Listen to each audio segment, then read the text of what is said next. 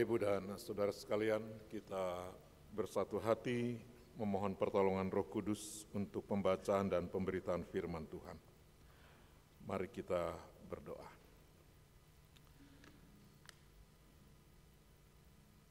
Ya Tuhan, Allah Bapa yang penuh kasih dan rahmat, yang telah menyatakan cinta kasih secara sempurna di dalam dan melalui kehidupan, pelayanan, dan karya penderitaan Kristus, Putra Tunggal-Mu. Saat ini, ya Bapa, di tengah suasana perayaan Prapaskah, kami kembali bersama-sama rindu untuk mendengar sabda-Mu. Sabda yang terus mengingatkan kami akan betapa cinta kasih-Mu yang agung itu bagi seisi dunia. Karena itu, ya Bapa, saat ini kami memohon pertolongan Roh-Mu yang kudus, supaya biarlah Roh-Mu akan bekerja di dalam hati, pikiran, bahkan tubuh kami yang lemah ini.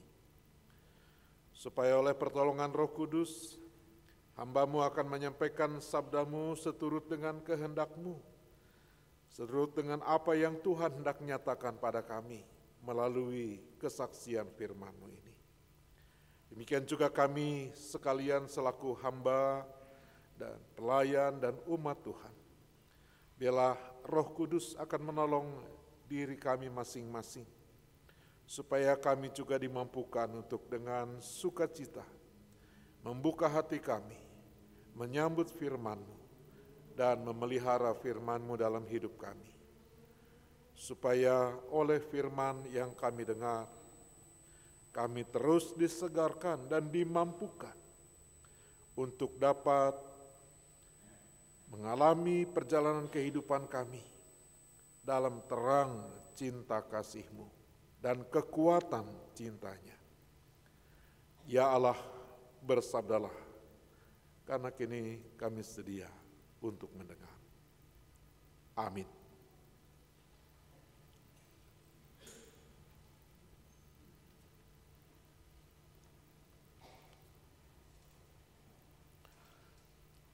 Saudara-saudara, pembacaan Alkitab pada hari ini akan diambil dari Injil Lukas pasal 15, ayat pertama sampai dengan ayat yang ke-7.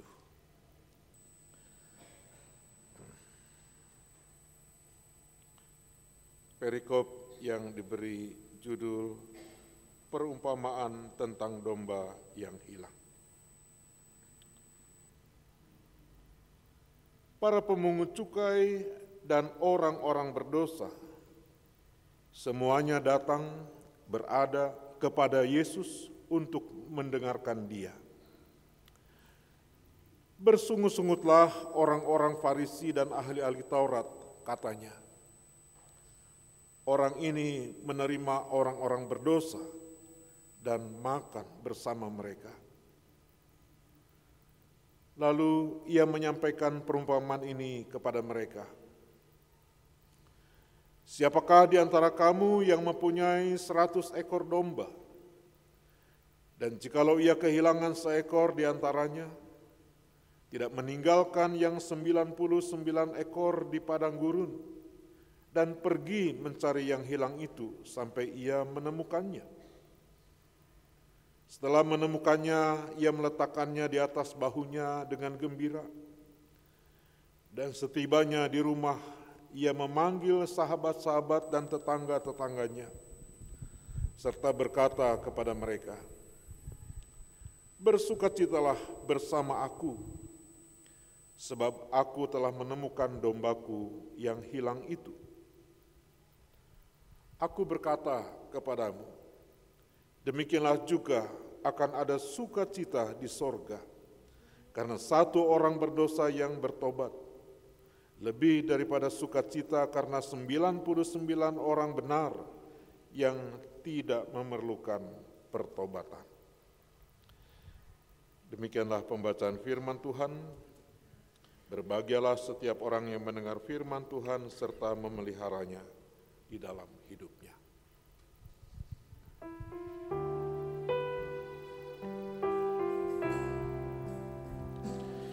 Kita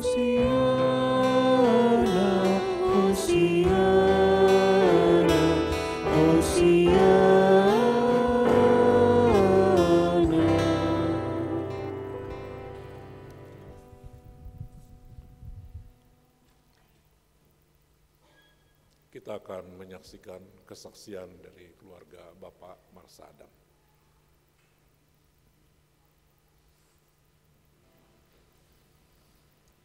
Ya, Bapak, Ibu, dan Saudara, itu adalah kesaksian yang luar biasa yang dialami oleh Bapak Marsadam, salah seorang dari kita. Tentu saat menyaksikan ini ada dalam sukacita. Tapi pada saat terjadi peristiwa itu, itulah yang sebenarnya ingin dikatakan. Mengalami situasi sampai titik terendah, merasa tidak berdaya, merasa tidak mampu berbuat apa-apa lagi, dan bahkan seperti diungkapkan tadi, oleh karena penderitaan yang dialami itu, sampai pada titik di mana siap untuk kalau memang harus pergi meninggalkan dunia ini. Bapak, Ibu, dan Saudara, tentu ketika seseorang sampai di titik itu,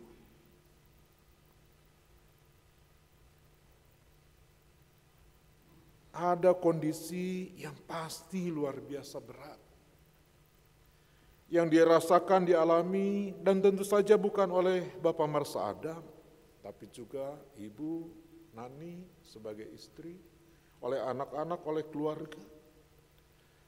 Apalagi situasi itu ternyata, Bapak Ibu, sesuatu yang dalam tanda kutip ada kesalahan, mungkin kesalahan diagnosis.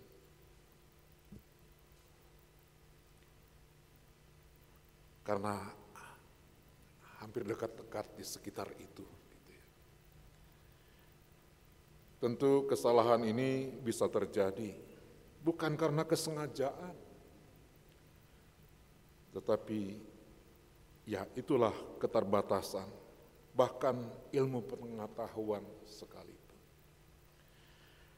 Bapak, Ibu, saudara yang kekasih dalam Tuhan, apa yang dialami oleh Bapak Marsadam waktu itu sungguh luar biasa beratnya.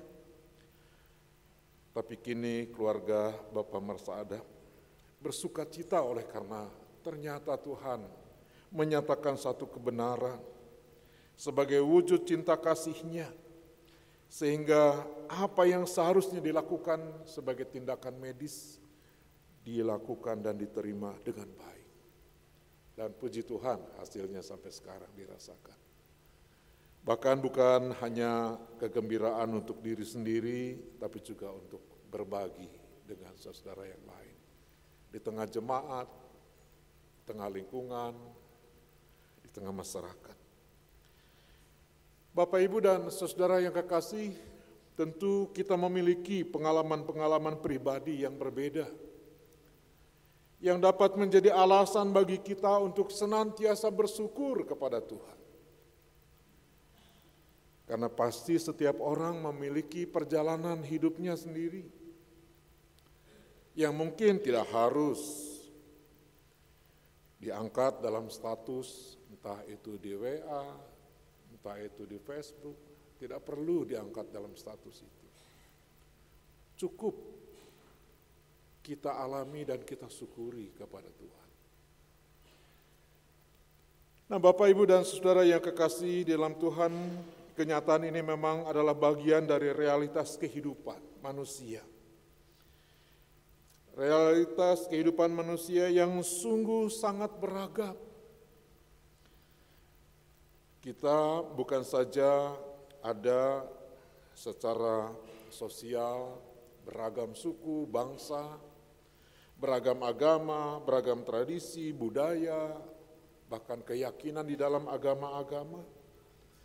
Kalau kita masuk lagi di dalam kotak-kotak itu, maka kita menemukan keragaman lagi. Sehingga sebenarnya dengan sadar atau tidak, manusia hidup di dalam berbagai kotak-kotak, pengelompokan oleh karena suku, agama, ras, bahasa, bangsa, dan sebagainya. Secara horizontal. Tetapi kita juga mengetahui dan menyadari benar bahwa kehidupan manusia bukan hanya terdiri dari dan terkelompok secara horizontal, tapi juga ada terkotak-kotak dan terkelompok secara vertikal di dalam kehidupan sosial kita. Ada orang-orang yang uangnya tak berseri, entah dari mana, pokoknya punya uang yang berlimpah ruah, sekalipun mungkin untuk itu harus mengorbankan kelompok yang di bawahnya, orang-orang miskin, orang-orang yang tak berpunya. Ada kelompok kelas menengah yang saat ini mungkin merasakan sedang mengalami situasi yang menurun, sehingga kelompok kelas bawahnya semakin banyak. Bapak, Ibu, dan Saudara, realitas kehidupan secara sosial, secara kebudayaan, bahkan berbagai-bagai latar belakang, kita mengetahui manusia hidup dalam kotak-kotak itu. Dalam sekat-sekat yang disengaja dibuat dengan tujuan yang seakan-akan baik, atau yang disengaja dibuat untuk memang kebaikan, tapi juga ada sekat-sekat itu dibuat dengan maksud-maksud terselubung bahkan jahat. Di tengah realitas sosial seperti inilah Bapak, Ibu, dan Saudara, sangat rentan berbagai perbedaan menimbulkan konflik. Konflik-konflik yang tertutup ataupun konflik-konflik yang terbuka. Dalam konteks kesehatan, kita tahu Bapak, Ibu, dan Saudara, yang inline dengan kesaksian Pak Marsa Adam.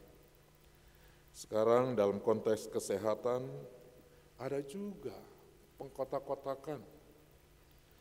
Ada pengkotakan berdasarkan keanggotaan BPJS ya. Kalau BPJS yang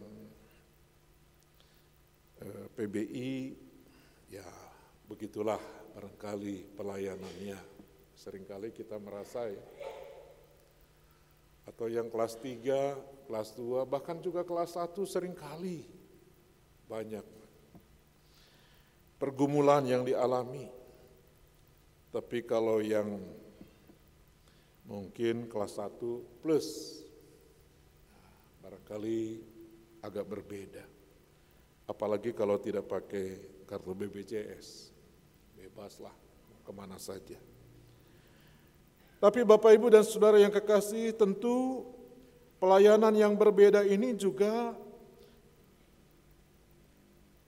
mempengaruhi cara dan sikap di dalam orang-orang, para pelaku, para penyelenggara pelayanan kesehatan, membeda-bedakan seseorang. Sehingga sering ada anekdot, kalau yang PBI senyumnya ya senyum, tapi segera berlalu ketika orang itu berlalu. Kalau kelas 2, kalau kelas 1, apalagi yang tidak pakai BPJS, senyumnya makin lebar. Ya Bapak, Ibu, dan Saudara, ini hanya mungkin guyonan ya. Tetapi seringkali itulah yang menjadi ironi di dalam kehidupan pelayanan. Dan ini bukan hanya dalam pelayanan umum, bahkan juga dalam pelayanan yang dijalankan oleh pelayanan atas nama pelayanan Kristen. Ya, saya mengangkat ini bukan hanya dalam konteks pelayanan Kristen orang GKP ya, yang diselenggarakan GKP, tapi juga di lingkungan Pelkesi, pelayanan kesehatan, pelayanan Kristen untuk kesehatan di Indonesia. Gurauan-gurauan semacam itu ada. Nah, Bapak, Ibu, dan Saudara yang kekasih, di tengah berbagai kotak-kotak realitas kehidupan masyarakat itulah Yesus juga hadir pada saat itu sebagaimana disaksikan di dalam Injil Lukas ini. Bahwa Yesus hadir di tengah-tengah masyarakat yang memberlakukan pengkotak-kotakan itu. Orang-orang Farisi dan ahli-ahli Taurat memandang dirinya sebagai kelompok masyarakat yang bukan saja kelompok atas, tetapi juga adalah kelompok yang dianggap memiliki kebenaran dan oleh karena itu merasa paling layak di hadapan Tuhan. Sebagai orang-orang benar di hadapan Tuhan. Dan mereka memandang orang-orang yang miskin, orang-orang yang sakit, orang-orang yang tidak berpendidikan sebagai kelompok orang berdosa. Yang tidak layak, yang tidak patut untuk bukan saja hidup bersama mereka, bahkan berelasi secara sesaat pun menganggap tidak layak. Di tengah situasi itulah Bapak, Ibu, dan Saudara, Injil Lukas mengangkat perumpamaan yang kita baca pada hari ini. Yesus menyampaikan perumpamaan tentang domba yang hilang ini. Justru di tengah-tengah situasi masyarakat yang terjadi pengkotak-kotakan berdasarkan berbagai pemahaman itu. Orang kaya, orang yang pandai beragama, ilmu agama dianggap sebagai orang yang berstatus sosial tinggi, layak dan benar di hadapan Tuhan. Orang miskin, orang bodoh, orang sakit adalah orang-orang yang punya status rendah dan tidak punya tempat di tengah masyarakat. Di tengah situasi inilah perumpamaan ini diangkat oleh Yesus. Dan tentu saja Bapak, Ibu, dan Saudara, ketika ada pengkotak-kotakan berdasarkan strata semacam itu, Yesus ingin menyatakan kebenaran Allah. Yesus ingin mengemukakan kebenaran yang sejati, bagaimana seharusnya setiap orang memahami, menghayati dan memperlakukan kebenaran Tuhan dalam kehidupan ini. Dan melalui Injil Lukas ini, Lukas ingin menyaksikan bahwa Yesus Kristus yang tidak lain adalah anak Allah, yaitu sebagai wujud kehadiran Allah di dalam diri seorang manusia, menyatakan bukan saja kepeduliannya, tapi juga kesediaannya untuk menjumpai, untuk bergaul, bahkan makan bersama dengan orang-orang yang dianggap tidak layak. Orang-orang yang berdosa, orang-orang yang bahkan dapat dianggap menjadi penyebar kenajisan di tengah-tengah kehidupan sosial. Yesus berada bersama dengan mereka. Yesus bergaul dengan mereka, bahkan makan bersama dengan mereka. Inilah yang menjadi objek kritik para pemuka agama kepada Yesus.